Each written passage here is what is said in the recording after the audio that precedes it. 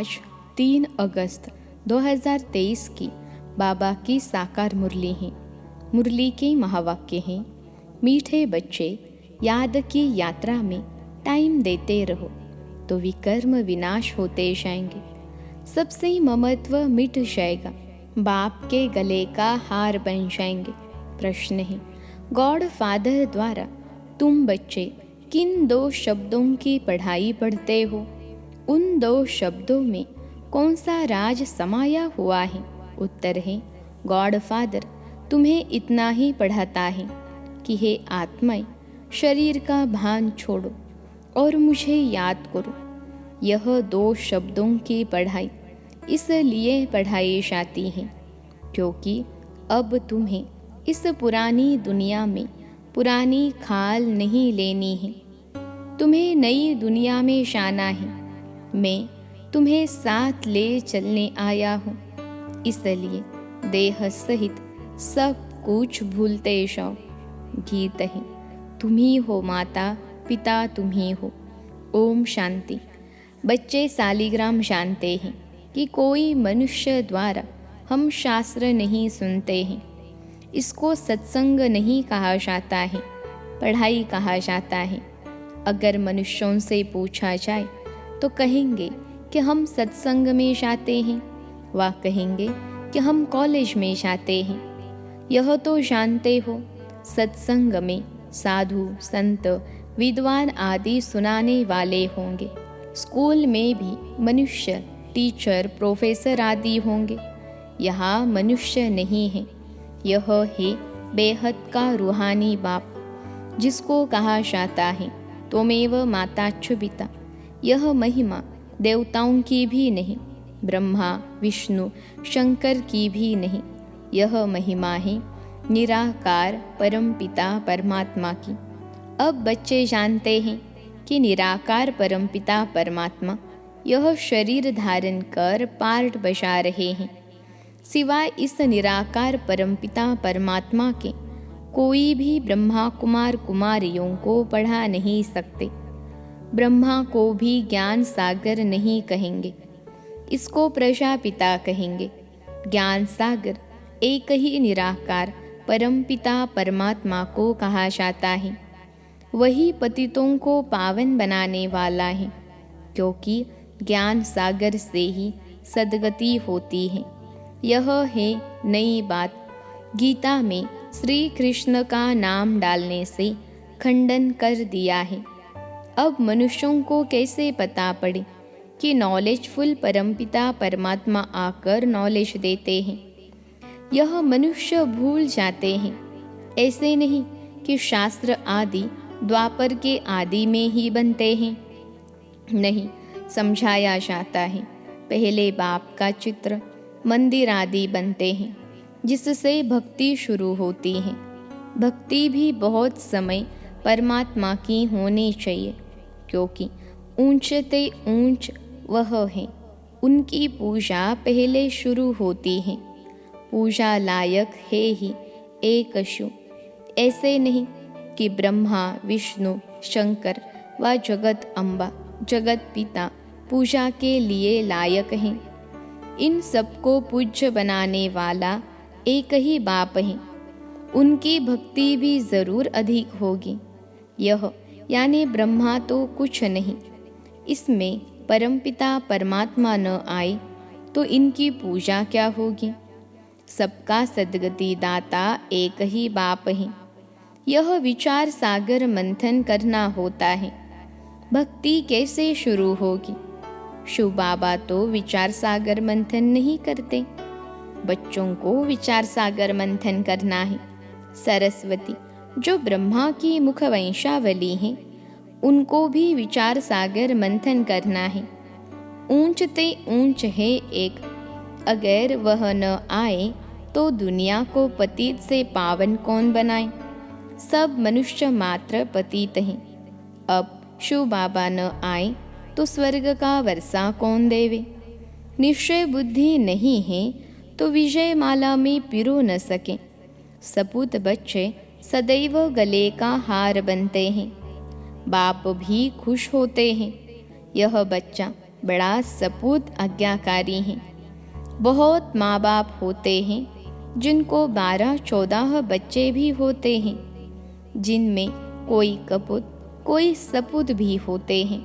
पतित पावन बाप के सिवाय पतितों का उद्धार कोई कर नहीं सकते हैं। तुम जानते हो कि गंगा नदी पर भी गंगा का मंदिर है, तो समझाना चाहिए कि यह गंगा फिर कौन है? क्या यह कोई शक्ति है जिससे पतित से पावन बनते हैं व पानी से पावन बनते हैं? बाप कहते हैं कि गंगा पतित पावनी नहीं, सिवाय योग के कोई भी पावन बन नहीं सकते। इसलिए तुम्हें कोई गंगा स्नान नहीं करना है। योग का अर्थ है याद, बुद्धि का योग लगाना है। वह तो बहुत योग आसन आदि लगाते हैं, अनेक प्रकार के हठ योग करते हैं, उनको योग नहीं कहा जाता है। माताएं अबलाएं हठ योग को क्या जाने। मनुष्य स्कूल में पढ़ते हैं, उसमें धक्के खाने की कोई बात नहीं रहती है। कोई न कोई इम्तहान पास करते हैं, जानते हैं यह इम्तहान पास करके यह बनेंगे। यहाँ भी तुम जानते हो यह भी इम्तहान है। गॉड फादर पढ़ाते हैं, वह है पतित पावन। तुम्हारी है गॉड फादरली स्टूडेंट लाइफ। बाप पतित से पावन कैसे बनाते हैं? कहते हैं, हे आत्माएं, इस शरीर का भान छोड़ो, इस पुराने शरीर को छोड़ना है। पहले पहले तुम्हारा शरीर गोरा था, अब आयरन एजड हो गया है। अभी तुमको नई खाल तो यहाँ लेनी नहीं है, क्योंकि यहाँ तो 5 तत्व ही तमो प्रधान है। अभी मैं तुम बच्चों को अपने साथ ले जाऊंगा। कल्प पहले भी ले गया था। मैं कालों का काल हूँ, सबको वापिस ले जाऊंगा। फिर तुमको अमरपुरी में भेज दूंगा। यह है मृत्यु लोक, छी छी दुनिया।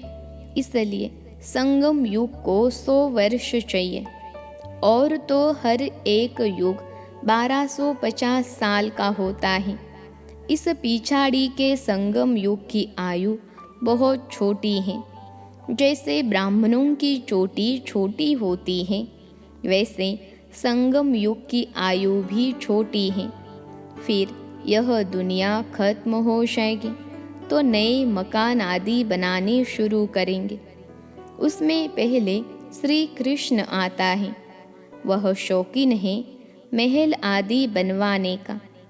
कोई तो बहुत शौकीन था ना, जिसने सोमनाथ का मंदिर बनवाया। बिरला भी शौकीन है, कैसा अच्छा मंदिर बनाया है। नंबर 1 में पूज्य है शिव बाबा। फिर भक्ति मार्ग में भी पहले सोमनाथ का मंदिर बनता है, सो भी कुछ समय बाद में बनता होगा। फिर पूजा शुरू होगी। अभी तो है घोर अंधियारा, रात पूरी हो फिर दिन आता है।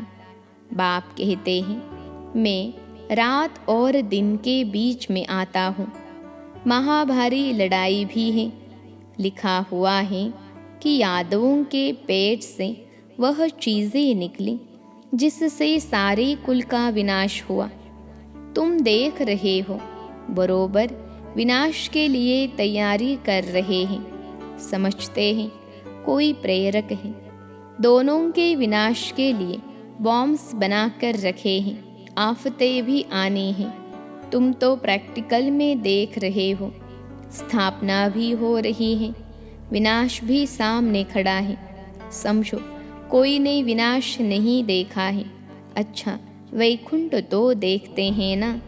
अच्छी तरह पढ़कर बाप से पूरा बेहद का वर्षा लेना है। तुमको साकार नहीं पढ़ाते हैं, शास्त्रों आदि की बात नहीं है। यह तो ज्ञान सागर स्वयं पढ़ाते हैं। तुम अपने को देही समझ बाप को याद करते हो। भगवानुवाच अपने बच्चों प्रति कहते हैं, मैं तुम बच्चों के सम्मुख होता हूँ। जो मेरे बच्चे बनते हैं उनमें से कोई सौतेले हैं, कोई मातेले हैं। मातेले बच्चों को ही वर्षे का हक है। संशय बुद्धि को सौतेला कहा जाता है। उनको वर्षा नहीं मिल सकता। वह फिर पुरुषार्थ अनुसार प्रजा में चले जाते हैं। मातेले राजाई में आ जाते हैं। वह बाप को प्यार करते हैं, बाप उनको प्यार करते हैं। गाते भी हैं ना, तुम पर बलिहार जाऊंगा, वारी जाऊंगा। बाप कहते हैं मुझे याद करेंगे तो मैं तुमको मदद दूंगा। हिम्मते मर्दा मददे खुदा। और सबसे बुद्धियोग तोड़ एक से जोड़ना है।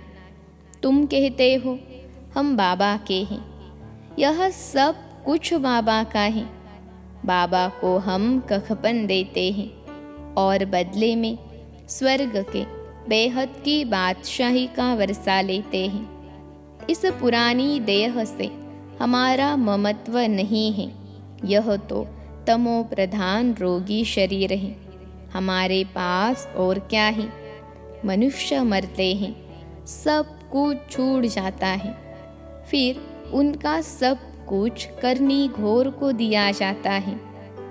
हम सब कुछ आपको देते हैं। ममत्व मिटाने के लिए हम निरंतर बाबा को याद करने का पुरुषार्थ करते हैं। माया फिर विघ्न डालती है। इसलिए धीरे धीरे जितना मेरी याद में टाइम देते रहेंगे तो विकर्म विनाश होंगे, वही मेरे गले का हार बनेंगे। कितना सहज समझाते हैं। बाप समझाते हैं यह रथ भी ड्रामा अनुसार मेरा मुकर्रर किया हुआ है और किसी में मैं आ भी नहीं सकता हूँ। तुम भी कहते हो बाबा कल्प पहले भी हम आपसे इस ही मकान में इसी ड्रेस में मिले थे और आपसे वर्षा लिया था, तो कितना सहज है। बाप कहते हैं सिर्फ मुझे याद करो और कोई तरह बुद्धि न जाए। याद रखना अंतकाल जो पुत्र सिमरे, अगर किसी को भी याद किया तो फिर वहाँ जन्म लेना पड़ेगा। कहा भी ममत्व नहीं रहना चाहिए। अंतकाल जो स्त्री सिमरे, बाप आते हैं पतितों को पावन बनाने। उनकी कितनी महिमा करते हैं। एक ओंकार, उनका एक ही नाम है। उनको दूसरा शरीर मिलता ही नहीं है जो नाम बदली हो। तुम तो 84 जन्म लेते हो तो नाम भी 84 पढ़ते हैं। बाप की महिमा में गाते हैं निर्भय निर्वैर अकाल मूर्त। वही कालों का काल है, उन्हें काल खा नहीं सकता। मैं सभी को मुक्ति धाम में ले जाऊंगा। निर्वैर, मेरा कोई से वैर नहीं है। अकाल मूर्त अजोनी, मैं जन्म मरण में नहीं आता हूँ। उनकी कितनी महिमा गाते हैं। गाया भी जाता है दुख हरता सुख करता। कलयुग के दुख हरते हैं, सतयुग के सुख देते हैं। बच्चे जानते हैं भारत में सतयुग में जीवन मुक्ति थी, बाकी सभी आत्माएं शांति धाम में थीं। याद पड़ता है ना? तो ज़रूर बाप जब संगम पर आए तब सभी को शांति धाम ले जाए और तुमको फिर सुख धाम भेज दे। कितनी सहज बात है। परंतु माया ऐसी है जो यहाँ से बाहर गया तो भूल जाएंगे। जैसे गर्भ जेल में धर्मराज के द्वारा तुमको सजा दिलाता हूँ। त्राही त्राही करते हो कि हम माफ़ी मांगते हैं, फिर ऐसे पाप नहीं करेंगे। बाहर निकलने से फिर भी पाप करने लग पड़ते हैं। यह है ही माया का राज्य। सतयुग त्रेता में माया होती नहीं, वहाँ तो सुख ही सुख रहता है। अभी तुम पढ़ रहे हो, इसमें घर बार छोड़ने की बात नहीं। बाप कहते हैं देह सहित सब कुछ भूल जाओ। तुम्हारा यह बेहद का संन्यास है, उन सन्यासियों का है हद का संन्यास। जंगल में जाकर फिर लौट आते हैं शहर में। नाम कितने बड़े बड़े रखवाते हैं। बाप कहते हैं मैं कितना सहज समझाता हूँ। बुढ़ियाएँ कितनी है, कहती है हमको धारणा नहीं होती। अच्छा, यह तो जानती हो कि परमात्मा पढ़ाते हैं। वह कहते हैं मुझे, सिर्फ मुझे याद करो, इसमें तो कोई तकलीफ नहीं है। अभी हमने 84 का चक्र पूरा किया है। यह हुआ स्वदर्शन चक्र। आत्मा को चक्र का दर्शन होता है। यहाँ ही निरोगी काया बनती है। चक्र को जानने से तुम ऊंच पद पाएंगे। इसलिए बाबा कहते हैं कि स्वदर्शन चक्रधारी बनो। कितना सहज समझाते हैं। सहज याद, सहज सृष्टि चक्र, कोई तकलीफ नहीं। यह है सच्ची कमाई। बाकी धन माल तो सब खत्म हो जाना है, सब छूट जाता है। सागर को उथल खानी है, नेचुरल कैलेमिटीज भी आनी है। भारत सचखंड था और कोई भी खंड नहीं था। भारत है शिव बाबा की जन्मभूमि। बड़े ते बड़ा तीर्थ है। भारत में ही सोमनाथ का मंदिर कितना अच्छा बना हुआ है। अभी तो ढेर के ढेर बनाते हैं। बाबा कहते हैं कि इस समय की शादी पूरी बर्बादी है। शिव बाबा से सगाई पूरी आबादी है।